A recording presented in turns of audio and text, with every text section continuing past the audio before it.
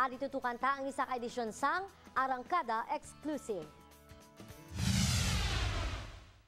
Ordinaryo na ini nga hilimuon sa sining mga estudyante sa Arevalo Elementary School sa tion nga may klase. Sa kada pagsulod nila, nakahanda na diri ang nurse gamit ining non-contact infrared digital thermometer nga ginatutok sa agdang sa mga bata. Mahibaluan sa pila ka segundo kung may hilanat ang mga bata.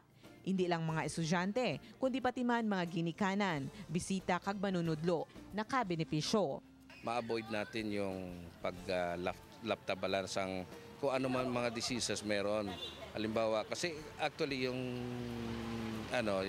hilanat, it is a sign na mayroong siya sa loob, may infection sa loob. So it can be a pulmonary tract disorder or else even yun nga sa dengue.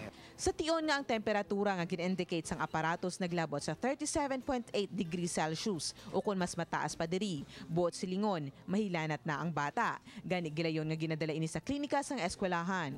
Ginatagaan sila form for parents to be aware nga mahilanat ilang nga bata. So that's the first step already sa para matapna taman ang maglala ang aton nga mga masakit, especially sa dengue.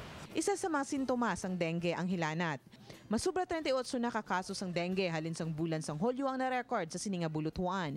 Kag maisa na gani ka estudyante nga napatay. Gani pa rin hindi na madugangan pa. Umpisa sang Agosto 19, nagpatigayo na sila sang temperature scan gamit ining aparatos nga ilan na bakal sa masubra lang 2,000 ka pesos. Almost 1,500 pupils and faculty members everyday na pumapasok.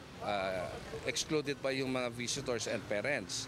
So, dyan, in a matter of 45 minutes, natatapos naman lahat. So, na-scan sila lahat. Pero wala lang diri salig ang mga ginikanan. Mayara na kami clean up drive nga ginahimo. Bali ginahimo naman ni 2 alternate Saturdays of the week. Parang mabuligan sa mga parents ang aton mga kabataan diri sa sulod sang eskwelahan nga mangin matinlo man ang eskwelahan kag mangin free sa dengue. Gina-avoid namon, ginapangguba namon ang mga breeding places sa mga lamok agud maprotektaran man naton sila. Wala na sang may luyag nga may dugang pangakabuhi nga madula diri sa sininga eskwelahan. Gani amo na lang gid ang ila paghalong. Hambal gani nila, prevention is better than cure. Saludo kita sa ginahimo sang inang eskwelahan kay man importante gid ya nga gapakadto pa lang kita sa eskwelahan bala naton nga safe na ang lugar naton kag